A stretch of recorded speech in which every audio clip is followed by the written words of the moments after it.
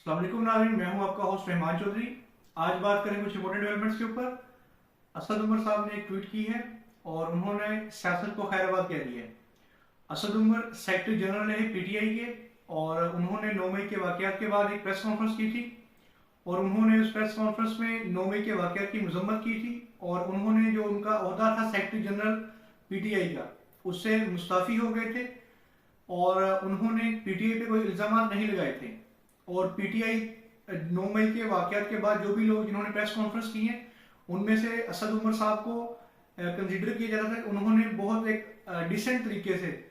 वो press conference की है और उन्होंने इल्जाम नहीं लगाए और उन्होंने ARY न्यूज पे एक इंटरव्यू भी दिया था एक एंकर को, जिसमें उन्होंने बताया था कि वो जो एस्टेब्लिशमेंट के खिलाफ जो उनका बयानिया था इमरान खान साहब का, उसको सपोर्ट नहीं करते थे। उस इंटरव्यू के बाद पीटीआई की तरफ से उन पर शदीद तनकीद की गई। उसके बाद इमरान खान साहब और असद उमर को एक ही मुकदमे में एक अदालत में भी पेश हुए और तब भी इमरान खान साहब ने सिर्फ उनसे सलाम ली थी और कोई भी ज्यादा बात नहीं की थी और एक जो कोल्ड वाइब जिसे कहते हैं वो उन्होंने दी थी।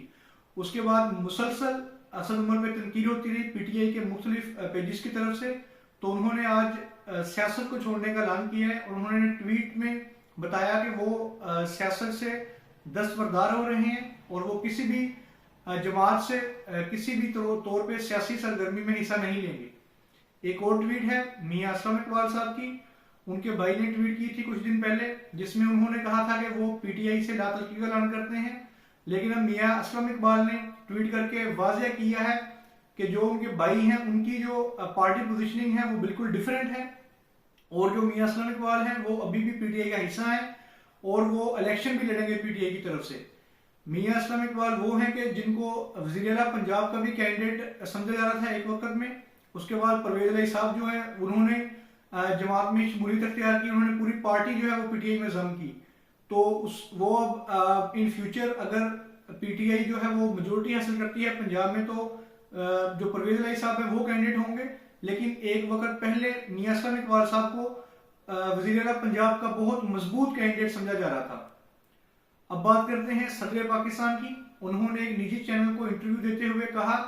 कि जो उनसे सवाल किया गया एंकर की तरफ से कि आपने जो इलेक्शन की डेट है वो पहले क्यों नहीं दी, तो उन्होंने कहा कि मैंने प्रोविंशियल मिनिस्ट्री और जितने भी लीगल जो मेरे पास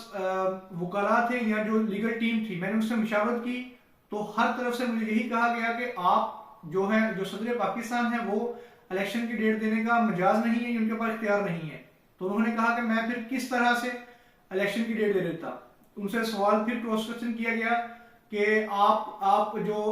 सेक्शन जो है उसमें कि आपने कानून में वाज़ेह तौर पे मेंशन किया गया कि आपके पास इख्तियार है, तो उन्होंने कहा कि मैं कोई लीगल एक्सपर्ट नहीं हूं, मैंने जो वकला मेरे पास मौजूद थे या जो मैं कंसल्टेशन कर सकता था एज सदर पाकिस्तान वो मैंने जब भी की है तो मुझे यही रिस्पॉन्स दिया गया आगे से कि आपके पास कोई इख्तियार नहीं है कि आप इलेक्शन की डेट अनाउंस करें। अब बात करते हैं बिलावल भुट्टो जरदारी की। एक प्रेस कॉन्फ्रेंस थी और उसमें साफी की तरफ से उनको क्वेश्चन किया गया कि आपके बिलावल साहब ने कहा है कि जो नेक्स्ट प्राइम मिनिस्टर होगा वो लाहौर से नहीं होगा। तो सहाफी ने उनसे पूछा कि फिर आपके कोई सिलेक्शन जो कमेटी है उससे कोई राब्ते हैं, तो उन्होंने कहा कि हमारे जो राब्ते हैं वो सिलेक्शन कमेटी से नहीं होते, हमारे जो राब्ते हैं वो अवाम के साथ होते हैं। अब बिलावल साहब ने कहा कि जो मुस्लिम लीग नून है उनका जो बयानिया था वोट को इज्जत दो, उसकी बेस पे वो उसके साथ थे और अब वो जैसे जैसे उस बयानिया से पीछे हट रहे हैं तो उनके साथ जो चलना मामला आगे बढ़ने वो पॉसिबल नहीं है। अब आप सबको पता है कि जो पीडीएम की गवर्नमेंट थी उसमें जो बिलावल भुट्टो जरदारी साहब हैं वो वजीर खारजा रहे और वजीर आजम जो है वो शहबाज शरीफ साहब थे। तो अब उनको पता है पीपल पार्टी को कि अब जो जमात इस्टेब्लिशमेंट की मंजूरी नजर है वो मुस्लिम लीग नून है, तो अब पीपल पार्टी भी